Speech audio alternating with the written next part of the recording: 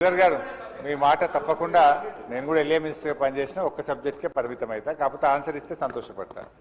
At least ఇప్పుడు ఏమైందంటే ఇంతమంది సభ్యులు కొత్త సభ్యులు మాట్లాడుతుంటే మీరు ఎల్ఏ మినిస్టర్గా స్పీకర్ గారు 0 ఓవర్ ఒక అరణ్య రోదనగా మార్చకండి. ఏదో మాట్లాడడం మాట్లాడడం కాదు, ఆన్సర్ రావాలి. వ్రాతపూర్వకమైన సమాధానాన్ని మళ్ళీ వచ్చే సెషన్ లోపు సభ్యులకు అందజేయించండి. గతంలో మేము పంపిన ఎల్ఏ మినిస్టర్గా నేను పంపిన మీరు కూడా ప్రయత్నం చేయాలని చెప్పి కోరుతా ఉన్నాను.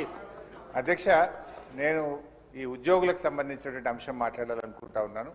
ఎందుకంటే ప్రభుత్వ ఉద్యోగులు అనేవాళ్ళు ప్రభుత్వానికి రథచక్రాలు లాంటి వాళ్ళు సంతోషంగా ఉంటేనే అభివృద్ధి కార్యక్రమాలు సంక్షేమ కార్యక్రమాలన్నీ కూడా ప్రజలకు సజావుగా చేరేటువంటి అవకాశం ఉంటుంది. ఈరోజు వాళ్ళందరూ కూడా తీవ్రమైనటువంటి మనోవేదనతో ఆవేదనలో ఉన్నటువంటి పరిస్థితి ఉంది. ముఖ్యంగా దేశంలో ఎక్కడ లేని విధంగా ఈరోజు రాష్ట్ర ప్రభుత్వ ఉద్యోగులకు 6 డిఏలు పెండింగ్లో ఉన్నటువంటి పరిస్థితి. అదేవిధంగా పిఆర్సీ అధ్యక్ష, ఈ ప్రభుత్వం వచ్చి 2 సంవత్సరాలైనా ఇంతవరకు పిఆర్సీ ఇయ్యలేదు. ఉద్యోగులందరూ కూడా కోరుతా ఉన్నారు వెంటనే పిఆర్సీ విడుదల చేయాలని.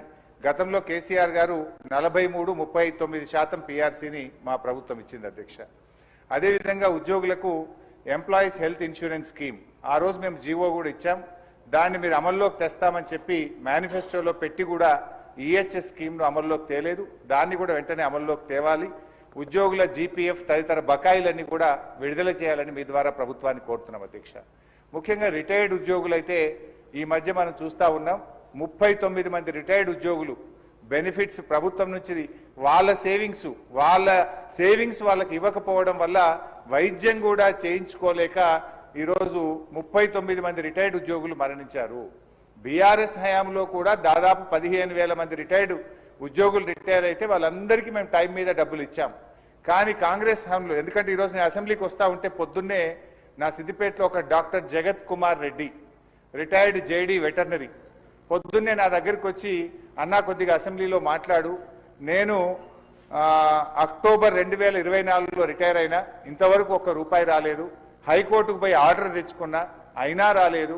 హైకోర్టులో కంటెంప్ట్ వేస్తే కూడా వాయిదాలు అడుగుతూ ప్రభుత్వం మమ్మల్ని ఇబ్బందులు పెడతా ఉంది. మా రిటైర్డ్ ఉద్యోగుల పెన్షన్ బెనిఫిట్లు ఇప్పించండి, చావు బతుకుల్లో ఉన్నటువంటి మమ్మల్ని కాపాడండి. 30-35 ఏళ్లు ప్రభుత్వానికి సేవ చేసినటువంటి రిటైర్డ్ ఉద్యోగులను ఈ రకంగా వేధించడం ప్రభుత్వానికి తగదు, దయచేసి ప్రభుత్వం దృష్టికి తీసుకుపోండి అని చెప్పి పొద్దున్నే నా ఇంటికి 7 గంటలకే వచ్చి కూర్చున్నాడు సార్. నేను బయటకు వచ్చేసరికి ఏంది ఇంత పొద్దున్న వచ్చినావంటే ఇట్లా ఉందన్న ఆరోగ్యం బాగాలేదని చెప్పమంటే బట్టి గారికి చెప్తా తప్పకుండా ఈ రోజు నేను మాటించి వచ్చి ఈరోజు చెప్తా ఉన్నాను అధ్యక్ష.